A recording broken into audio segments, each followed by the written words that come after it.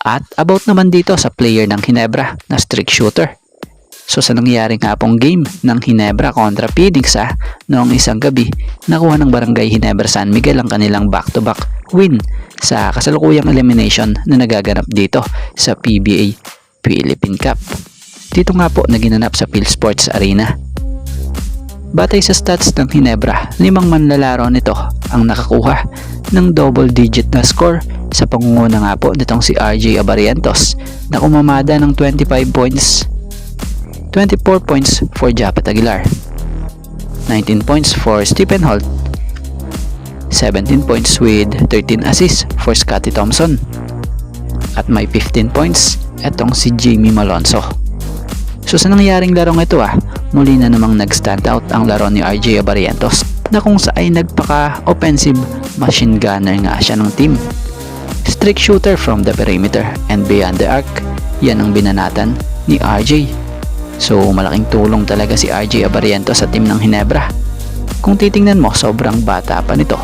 Mas gagaling pa nga at pipino pa nga po ang laro nito kapag naging veterano na. At nag-mature na nga rin ang galawan niya.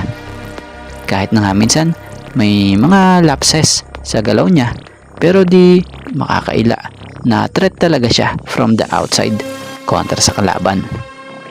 Ika nga, small but terrible.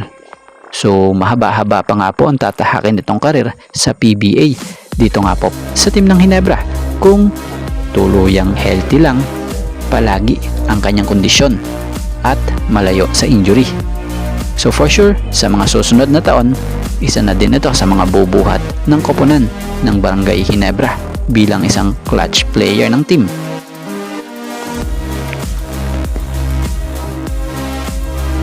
Speaking of parusa, yan ang nalasap ng gaya nila Cliff Hodge, Magnolia Assistant Coach Mon Jose, at balitay may referee ding nakatikim ng parusa dahil sa nangyaring gulo at pagkukulang sa tawagan.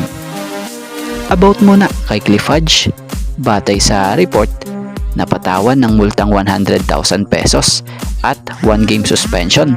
Ito dahil na nga po sa nangyaring ginawang ito na hard foul kay Xavier Lucero nung nakaraang Miyerkules ng gabi. So sa nangyaring tension na ito, ang nangyaring alitan ng dalawang players agad naman silang naawat.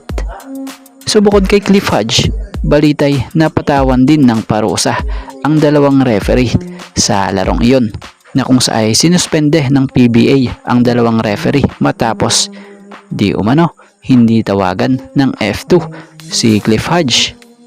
So bukod dyan pinatawan din ng 20,000 pesos na multa at isang laro na multa itong si Magnolia Assistant Coach Mon Jose dahil sa pakipag-alitan kay Hodge kung saan na headbutt pa nito.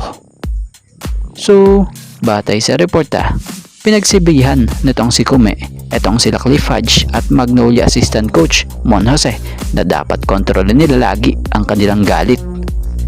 At bago nga ang lahat, baka naman po pwedeng makahingi ng isang subscription para sa ating channel or pakifollow na rin po kung nagustuhan nyo ang ating mga basketball update.